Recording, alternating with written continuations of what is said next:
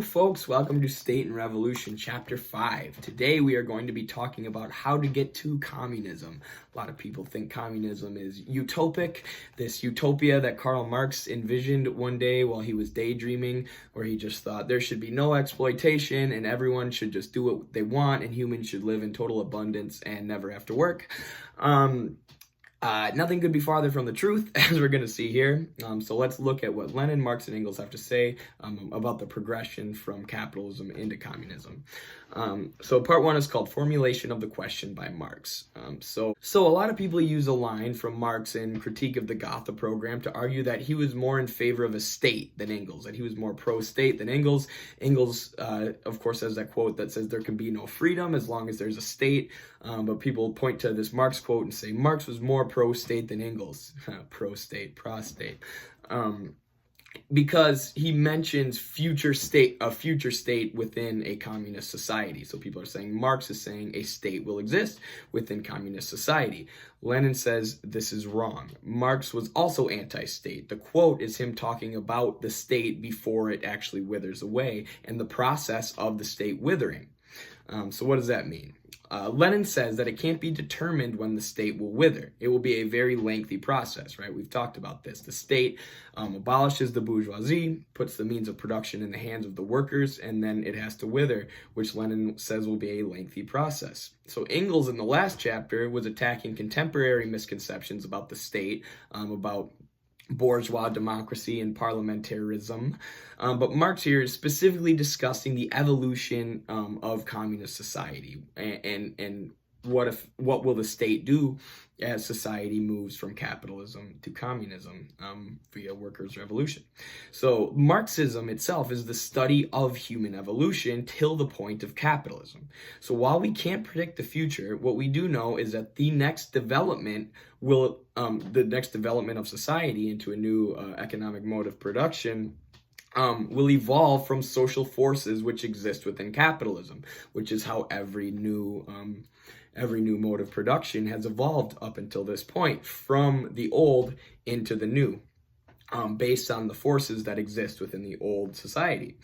So Marx is not utopic, right? He makes very few predictions about what future societies will look like. Rather, he heavily analyzes capitalism, heavily analyzes the state within capitalism and the social forces within capitalism, which will then lead us to the next stage of society, socialism/communism.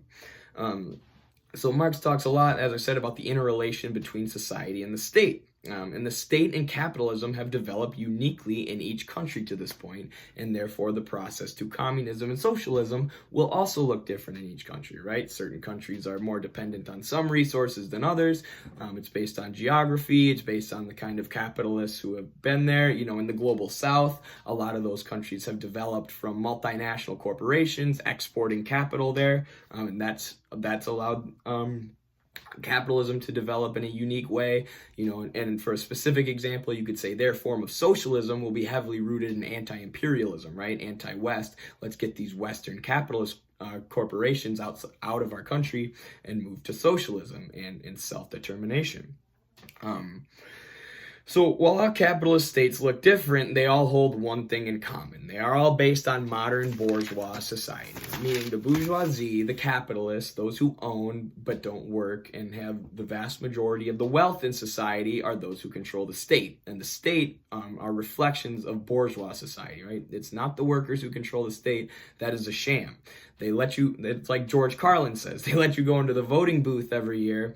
So then when the politicians screw you over and give all your money to the bourgeoisie and to the military for endless wars that serve the bourgeoisie, they can say, oh, well, you had the chance to vote. Why didn't you just vote for someone else, right? Meanwhile, your choices are Joe Biden and Donald Trump, two imperialists.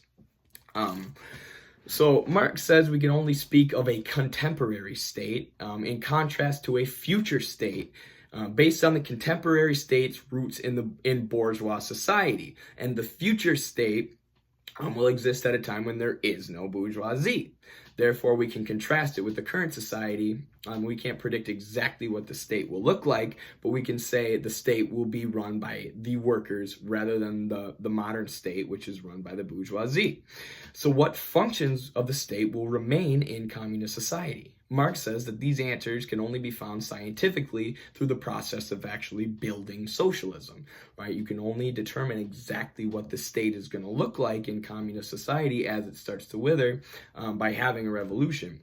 And now we can look back and we can look at all the socialist and communist experiments and socialist and communist states where they failed and where they succeeded.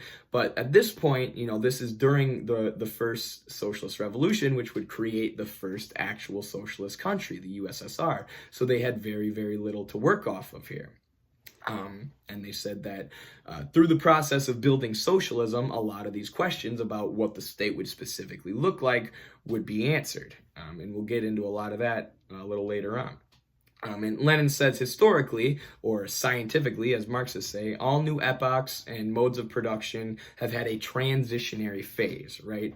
And we talk about this a lot. Marx was dealing with an early stage of capitalism, right? He wasn't dealing with a fully developed, fully grown capitalism. Lenin writes his book Imperialism, the highest stage of capitalism, saying that capitalism is now at a new stage of development. And Lenin also says there's going to be a transitionary phase in between capitalism and socialism, just like there was a transitionary phase in Marx's time between monarchy and feudalism and liberal democracy and capitalism. So yeah, that's the end of part one. All right, so part two is called the transition from capitalism to communism. So I'm going to read a passage from Marx here that's on page 71 of my copy of State and Rep. Between capitalist and communist society, Marx continues, lies the period of the revolutionary transformation of the former into the latter. To this also corresponds a political transition period in which the state can be no other than the revolutionary dictatorship of the proletariat. So based on the roles of the proletariat in society and the irreconcilable class contradiction between the owning class and the working class, those who own the means of production and those who use the means of production to produce things for the enrichment of those who own, only a dictatorship of the proletariat and the conquering of political power by that working class can transition society into communism. You can't have communism with a bourgeoisie. So Lenin's like, dictatorship, you're advocating for dictatorship instead of democracy, but capitalism is only a sham democracy, as we keep saying, right? It's the illusion of democracy. It's a rule by the minority of property owners over the majority of workers. And dictatorship of the proletariat would mean actual democracy. It would mean the majority seizing political power and creating a true democracy for the working people. And now I'll read a really good passage from Lenin on page 72 here. So he says, freedom in capitalist society always remains just about the same as it was in the ancient Greek republics. Freedom for the slave owners. The modern wage slaves, owing to the conditions of capitalist exploitation, are so much crushed by want and poverty that democracy is nothing to them. Politics is nothing to them. That in the ordinary peaceful course of events, the majority of the population is debarred from participating in social and political life. And, I mean, he's talking about how barred the proletariat is from actually having any impact on the things around them, and on the political world. And in the U.S., it's something like 50% or 40 to 50% of the country doesn't even vote. Because people are so disillusioned with the political process, they so understand that their life is not going to be changed by voting. They so understand that the system is run by the rich and the property owners that they don't even pay it any attention. It's completely and totally democracy for the rich. And Lenin uses Germany as an example, but we have the US, the UK, Australia, anywhere where there's capitalism. It is essentially ruled by the rich. The only place we don't have that is in socialist countries, of course, and then in countries like Germany, where they have enormous unions, right, who control the trades, and those unions can threaten strike or whatever else, and use class struggle to control the state and make some gains for the working class. So Lenin says right to assembly is limited. The press is totally controlled by the rich. Of course, we're seeing that more and more today. Since Lenin's time, the press has consolidated, or the rich have consolidated their control of the press. You have union busting, voter ID laws, felons aren't allowed to vote, and Lenin calls these obstacles to the poor, obstacles between poor people and participating in the political process. And those in the political class and the ruling class don't see these things as a big deal because they've never been poor. They don't understand how difficult these things are. Voter ID is a great example, right? Republicans are like, you should need a voter ID to go to the polls, right? Why is that a lot to ask? Well, licenses are like $400, and not everybody can afford that. Not everyone wants to spend $400 or whatever so they can go vote. And that doesn't seem like a big deal to someone who lives in luxury, but to people in poverty, these things like IDs and other ways to get to the polls are really difficult to achieve. And Lenin, of course, says the oppressed are only allowed to vote on who their oppressors are, which is a great line. Who do you want to oppress you for the next 4 years? Donald Trump or Joe Biden? Take your pick. You're not voting for someone who's going to look out for your own interests. You're voting for your oppressor. Lenin calls out liberal professors at the time who advocate for capitalist democracy, which is hypocritical at its core because, of course, the state and the media and all the things that influence the political process are owned by the bourgeoisie, the ruling class. So there can be no capitalist democracy. Dictatorship of the proletariat is the only solution. It will reduce freedom, right? We'll move to a dictatorship that reduces freedom of the owning class, the small minority who currently dominate all of production and all the political process in capitalist society, but it will free the masses, bringing the potential for true democracy, progress, and true freedom. All the stuff that the U.S. Constitution claims to care about. These things like freedom and all these rights to life and whatnot can only be achieved through dictatorship of the proletariat, through getting rid of this class of people who totally control the state and who totally control everything, basically own all the land and the means of production. So Engels says the proletariat only need the state to free themselves from the chains of their oppressors, and then the state can be done away with.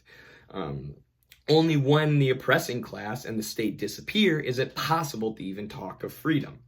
People born into the new society will be born without these ideas of exploitation and the state, free of what's essentially, what Mark Fisher calls capitalist realism. People can't really even imagine a society outside of capitalism.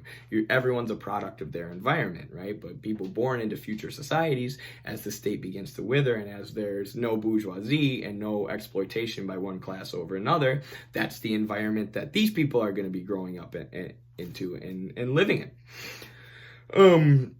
And Lenin says people observe the necessary rules of life in common. So that's people are a product of their environment. They look at the rules, they look at the way society functions, and they just kind of go along with it.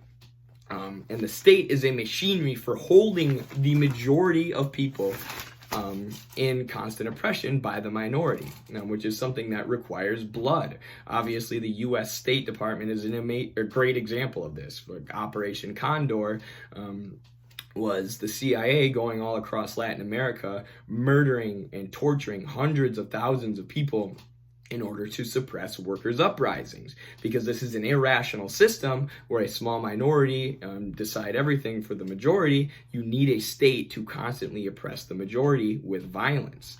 And the transition from capitalism to communism will also require suppression, but it will be suppression of the exploiting minority by the exploited majority, reversing that oppression, which will lead us to true democracy and which will require much less blood because the majority will no longer have to be held in oppression constantly. The current state needs to be really complex because it needs to hold the entire majority of society in a completely irrational situation. They need to convince us that this system is rational, where a small minority of mostly people who inherited wealth get to control everything while the vast majority of society works for them and has their wages pushed down and their unions busted. There are a million examples of how complex the state has become even since Lenin's time, right? How complex it's had to become in order to keep the majority exploited by the minority. We have the IMF, the World Bank, the UN, NATO, OAS, the CIA, Special Forces. These were all created after Lenin and mostly created after World War II by the US to hold the world's workers, the world proletariat, in this situation where they're being constantly exploited and where they're constantly working for the enrichment of the people who own the means of production. And the workers want a transition to a rational system that will need a far less complex state machinery. Communism renders the state unnecessary as there's no longer a class to be actively oppressed. So you no longer need a state to oppress things. And this is systematically anyways. You don't need one class to systematically oppress another.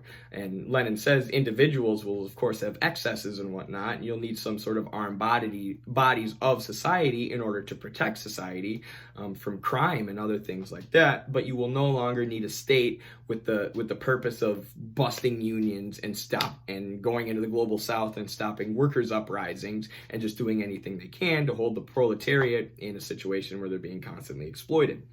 The main cause of excesses is the desire for wealth and property, though, which will be greatly reduced under communism. So you're going to have much less need for police and military and all these armed bodies. Like a great example is you only steal once you don't have food, right? Once you don't have money. Once everybody's needs are met, there's going to be a lot less need to steal. And of course, we know the military and the CIA are agents of the owning class, of the capitalist class. And once you don't have that capitalist class, you no longer need a $700 billion U.S. military budget to invade any country who goes against our economic interests. So now Marx will talk about the phases in communist society without being utopic or utopian. Although the only way the state in capitalist society will be withered will be determined by history and revolutions. Although it's something that needs to be figured out scientifically, and socialism and communism are something that need to be built, and we need to critique socialist countries and look at what they did right and look at what they did wrong and look to build towards communism. Marx is still going to lay out some of the phases here as he sees them as a transition from capitalism to communism. So that's the end of part 2. All right, so part 3 is called the first phase of communist society. So here Marx is going to respond to Lassalle and the Gotha program. And Lassalle says that under socialism, workers will get the full undiminished product of their labor. Marx says, nah, a reserve fund of the whole of societal labor will be needed for the expansion of productive forces, the replacement of machinery, as well as some used to pay for schools, hospitals, nursing homes, etc. So I'm going to read this passage from Marx on page 76. What we are dealing with here, analyzing the program of the party, is not a communist society which has developed on its own foundations, but on the contrary, one which is just emerging from capitalist society, and which therefore, in all respects, economic, moral, and intellectual, still bears the birthmarks of the old society from whose womb it sprung. So Marx is saying that the lower stages of communism, what a lot of people will call socialism, are going to emerge from capitalism before they can develop into a higher stage. The means of production and means of subsistence are now owned by those whose labor creates all socially necessary things, meaning once we transition to socialism and seize the means of production, the means of production are now owned by those who work rather than those who previously didn't work but only owned. Lenin says every worker receives from society as much as he has given it. The lower stage will still have money, right? If we transition to socialism/communism tomorrow, we're not just going to abolish money. What it'll look like is nationalization of major industries, which can generate a lot of revenue, and that revenue can be used to pay for social programs, for building universities, for investing in sustainable and renewable energy so we can transition off of fossil fuels. All the things that immediately need to be done that would benefit the mass of society, because the mass of society is now in control of production rather than this handful of people who are only trying to enrich themselves. And a lot of people call this socialism. Lenin addresses this here, but Marx never actually called it socialism. He just called it a lower phase of communism. He saw once you eliminate the bourgeoisie, you have a lower phase of communism, and you can start moving to a much higher phase, which we'll talk about later. LaSalle calls this move to communism equal rights to the products of labor. Marx says equal rights are an injustice because people aren't equal. People are vastly different, which is really funny. A lot of people, critique Marx and say he was this utopian who thought everyone should have equality. But here's Marx critiquing LaSalle saying, there can be no such thing as equal rights because all people are vastly different. So Marx says total equality would allow people who don't really work to make as much as people who work really hard, and people within capitalist society currently wouldn't accept this, right? You hear this all the time, you socialists just want to be lazy and not work all day and have people who work pay for you. People would never accept this. Marx says the lower phase of communism is not like that at all. You will have you're going to have to not just have some people not work at all. That's not a viable option. So Lenin says the early phase of communism won't produce justice and equality, but it will make the exploitation of man by man impossible, right? So we're not saying this is some utopia where all injustice and inequality are done away with. We're saying there will no longer be a class of people who own exploiting the mass of society who work. One man can no longer own the means of production or the land upon which the proletariat works. And then from there, we can look to move towards a more just and equitable society overall as we move into a higher phase. Lenin says people of bourgeois ideology accuse socialists of wanting equality. This just proves that they haven't read Marx, which is hilarious that Lenin says that because it's the same today. Marx failed to consider human nature. He didn't understand human nature. Oh, okay.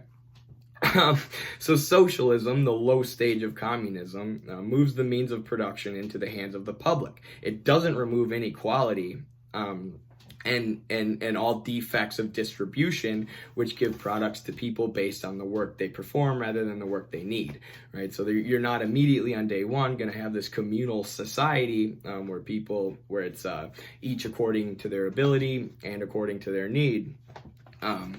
Or from each according to their ability and to each according to their need, right? You're going to need a system that looks a little bit like capitalism, right? Where you have some people who have more than others. There are small inequalities, right? But everybody's basic needs are met, right? Production is carried out to meet the needs of society, so we no longer have people starving, no longer have people dying of thirst, no longer have 60,000 Americans dying because they don't have access to health insurance every year. Socialism is, I already went there. So I'm going to read a Marx quote on the bottom of page 77 here. He says, but these defects are unavoidable in the first phase of communist society, when after long travail, it first emerges from the capitalist society. Justice can never rise superior to the economic conditions of society and the cultural development conditioned by them. So he's saying there's cultural conditioning based on the economic system, right? And of course we see this. You pull yourself up by your bootstraps is a perfect example of that. The vast majority of people think you just deserve to starve if you don't work hard enough, which is capitalist brainwashing. And it's going to take a while to get people out of these mindsets, right? It's going to be generations and generations ahead. And the immediate transition to communism isn't going to be a transition into this utopian communal living society. So the first phase can't eliminate this, yeah. And not all bourgeois rights disappear, is what Marx basically says. Only the bourgeoisie's ownership of the means of production. And this is a lot of what Mao talked about and what he tried to do with the Cultural Revolution. And Che was big on this, of actually getting rid of these bourgeois rights, right? Like educating them out of people, actively training people to live more communally. And obviously I always bring up Venezuela. A lot of people have critiques of the Cultural Revolution, myself included, but Venezuela has this thing where they have 2,000 communes, which are sponsored by the state, and now they're moving to do the same thing with some of their bigger cities, where the state sponsors these people, and they are working on developing the system of more communal living, getting rid of these kind of bourgeois rights and these injustices that are beaten to our head by capitalism is just the way things are.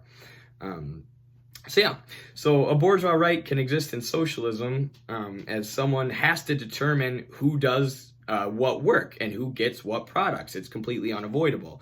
You need to do economic calculation, essentially, and that's kind of a replica, a replication of bourgeois rights, of the bourgeois system. It's not a communal system that we eventually want to transition to.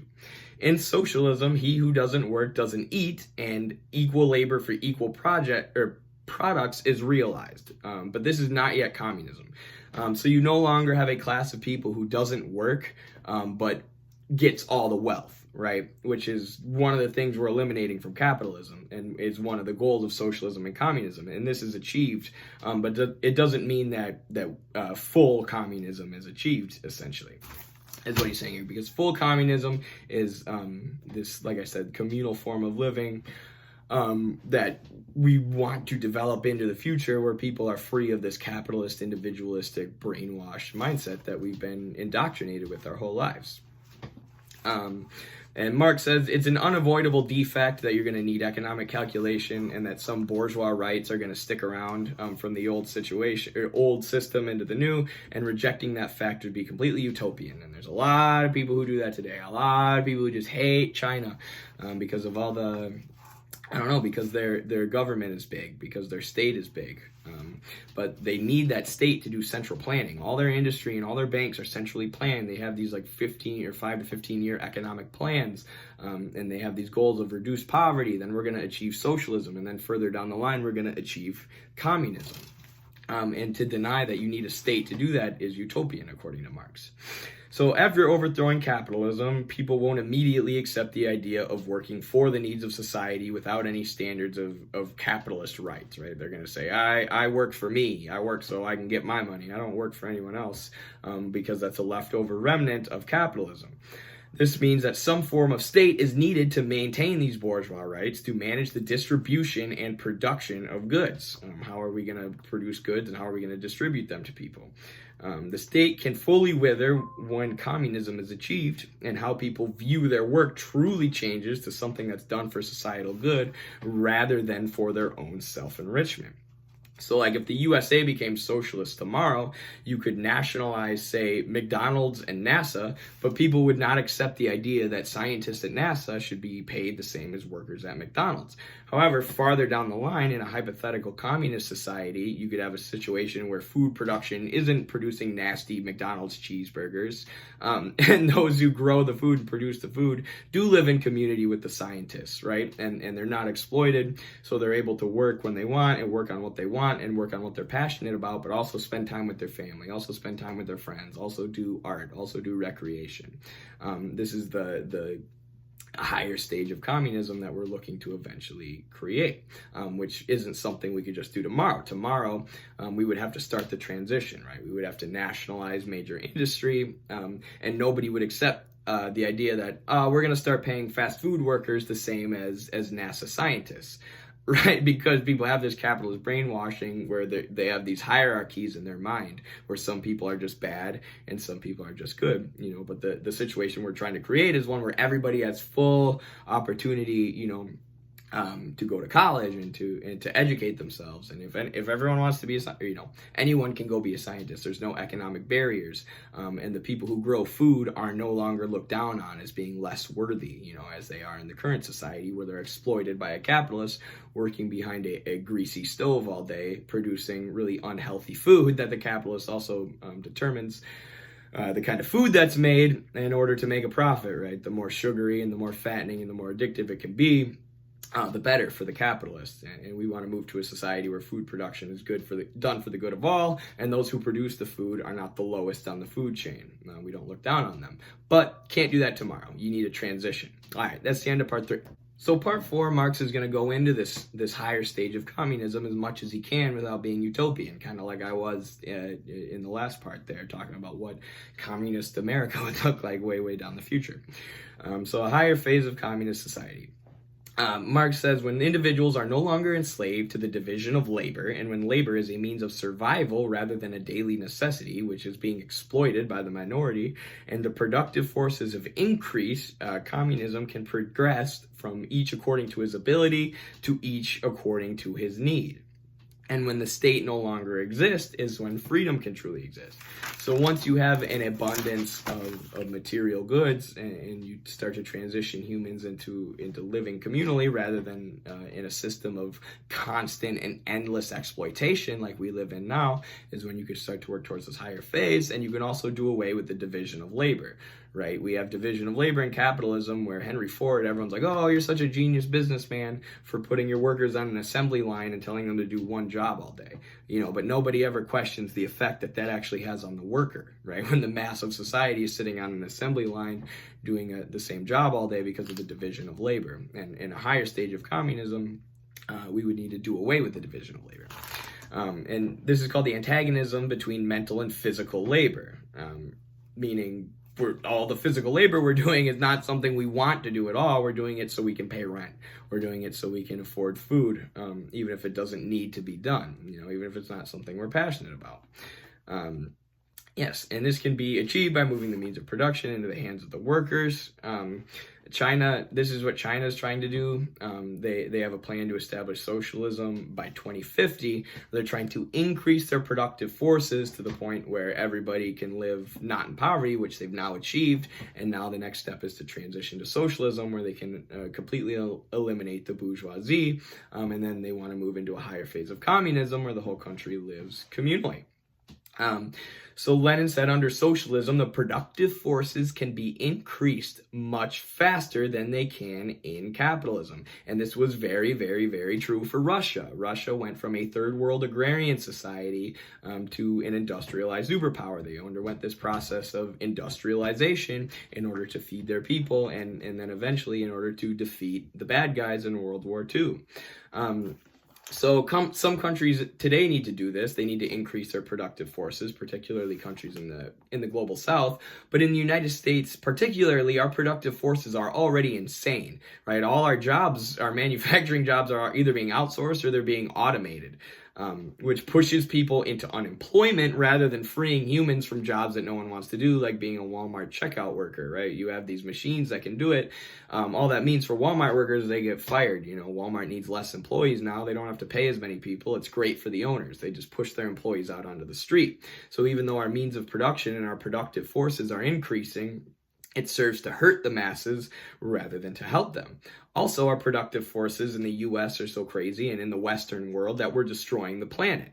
And if the means of production are controlled by a minority, they have no incentive to do anything except continue to profit. There's no incentive for them there to create a productive system that allows humans to thrive while also not destroying the planet, right? While also not doing global warming. And if the means of production are owned by the masses of society, they can move to a much more sustainable system because it's in all of our collective interest to do that. Lenin here then says the withering of the state will take a long time and must be carried out by future societies. Like I said, this is what China is doing. A lot of people don't know this. China still believes, or it still has a long-term goal of withering their state apparatus and achieving communism. That's why they're called a communist country, even though many young white leftists in the United States will tell you that they're actually capitalists. China has a goal to increase their productive forces, eliminate the bourgeoisie, and then wither their state apparatus, just like Lenin was talking about it here. So it'll happen when people are no longer greedy and no longer brainwashed by capitalism. And in China and Cuba, during the COVID pandemic, there was much more volunteer labor that happened, right? A lot more people were volunteering their time to help out their communities, make masks, and stuff like that. Whereas in the US, there was hardly any. And that shows how they've been able to cultivate more of a collective mindset than us, which is part of their project in those countries. Yeah. So bourgeois academics say, what are you going to give everyone? Unlimited cars? The stuff you hear, what do you want communism to increase the productive forces so much so that everybody has a private jet? And Lenin says, no, we don't know what communism will look like because we can't predict the future.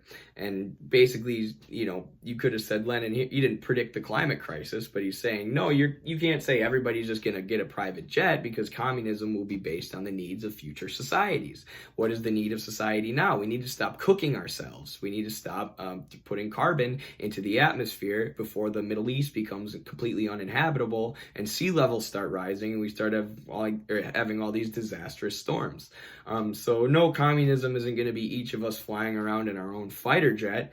It's hopefully going to be a system of production that's based on being sustainable with the environment, but also providing everyone with the things they need and the things they need to flourish, not just to survive. So all we can say for sure is that right now workers should control the means of production rather than wealthy individuals who don't work, right? As simple as that. We need workers to own the means of production and decide how things are produced, why things are produced, and how they're distributed, rather than a small minority of people.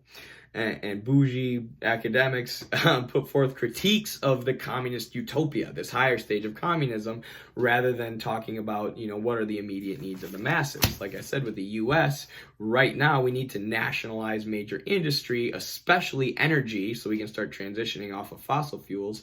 And once we nationalize these industries, we need to start using them to pay for social programs and building hospitals and building schools, using this revenue to build up things that help the working class rather than going towards the profits of capitalists. So you can, that you hear a lot of people say, how are you going to get people to work in communism? Blah, blah, blah. They make these critiques of future far-off societies that could develop from a lower stage of communism. But all we're saying right now is meet the immediate needs of the American proletariat and of the international proletariat, which the American bourgeoisie has long been exploiting. I'm being a little bit American-centric here because I'm from America. So the scientific / political difference between socialism and communism, or the lower stage of communism and the higher stage of communism, will be great. There's going to be a big difference between, if we have a revolution and move to socialism tomorrow, versus what socialism and communism will look like 300 years from now. It'll be, you'll be able to scientifically analyze it, look at all the steps that led us to there, look at how socialism and communism were built. But to predict what they're going to look like, to predict the scientific differences between the two is useless and ridiculous. Marx is a very consistent dialectician and materialist. Things do not exist in a vacuum. They evolve, they move, they progress.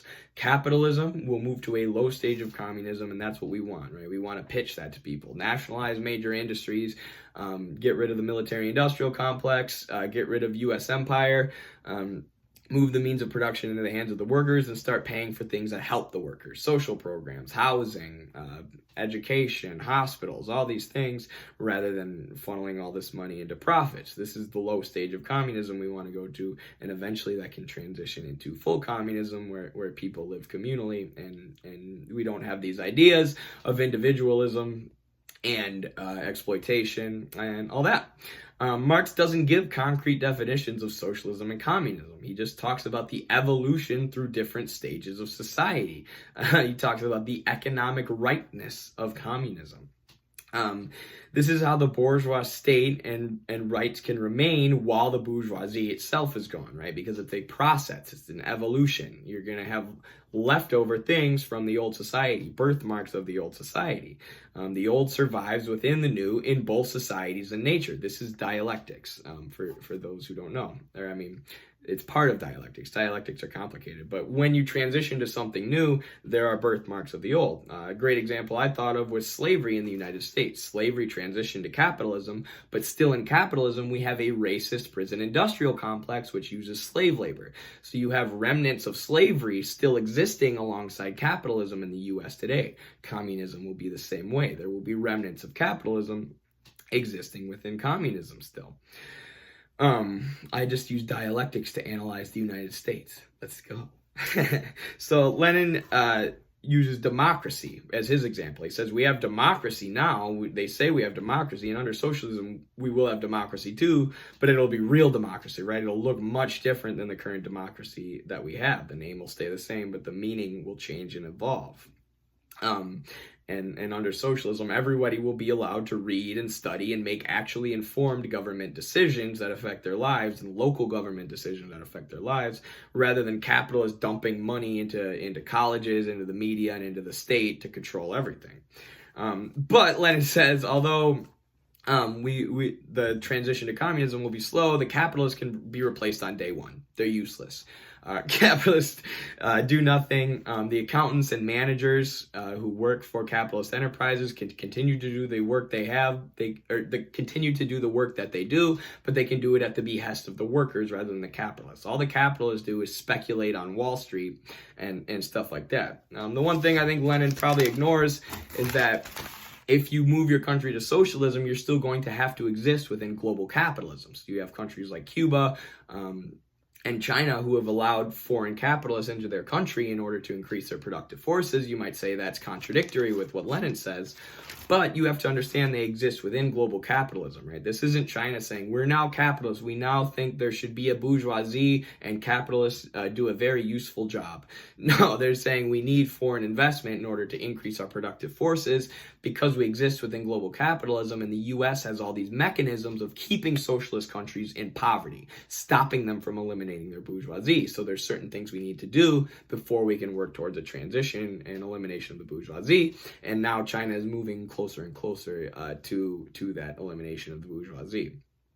And capitalists, I just wrote capitalists are just useless. We have these boards of rich people. Like Hunter Biden was on the board of a natural gas company. You think he knows anything about natural gas? No, he's sitting on a board collecting money because he owns stock, because he was born into a wealthy family, because that's how the current system works. And also his dad's in politics. Look at that, revolving door. It's crazy how that works. And Lenin told us the bourgeoisie controls the state so long ago. And here we are today. So Lenin says that accounting and control of the economy are huge at first. It's very important to determine production and distribution. This is basically the ECP, right? The economic calculation problem. And the Soviets did not calculate very well after Lenin, and they never were able to move to a higher stage of communism, which is what Che criticized them for, what Mao criticized them for, right? They said post-Stalin, the Soviet Union had this huge bureaucracy, and they were just replicating the capitalist mode of production and trying to just beat the U.S. at their own game because they were so wrapped up in the Cold War, and they were implementing all these things like consumerism. And they were not doing a good job of accounting and planning production. This doesn't mean that accounting and planning production is impossible, right? There's supercomputers who can plan the entire Soviet economy in 7 minutes, right? Look up the Paul Cockshot video about cyber socialism. You have Chile with Project CyberSyn, which was shut down by the CIA, where they were trying to build an economic calculation system that went with computers. And then now you have China. It's crazy to me. People in the US are like, central planning can't ever work, ECP. Meanwhile, China is the fastest growing economy in the world, doing it all with central planning and with these 5-year economic plans, because they study Marxism-Leninism and they saw how important accounting and the distribution and production of goods are in a socialist society at first, as you look to transition to this higher stage. And they look at the Soviet Union and they say, oh, they did that wrong. They developed this huge bureaucracy, they replicated capitalism, and that's why they eventually collapsed. So Lenin is very clear that communism must advance past this stage of accounting and bureaucracy. And it's really too bad Lenin wasn't immortal. Otherwise, maybe he would have yelled at Khrushchev and the late leaders in the USSR and said, hey, what the heck are you guys doing? Start transitioning to a higher stage of communism. Quit trying to just compete with the US at their own game. So he ends by saying the more rapidly, or the more that workers can who are currently demoralized by capitalism and beat down by capitalism come to control the state and production as a whole, the more the door is open to this higher stage of communism. The more the workers can increase their productive forces, and the more they can transition. Unlike the Soviet Union in the late stages, which had this huge bureaucracy that was very disconnected from the workers. So yeah, that is chapter 5 of Lenin's State and Revolution. I hope you all enjoyed. Sorry my voice is a little bit gone and raspy today. Maybe it sounded all right, maybe it didn't, I don't know. But thanks for sticking around, watching. Hopefully you're reading the book too, or not. Whatever, either way, we're learning together, we're growing together. All right, peace.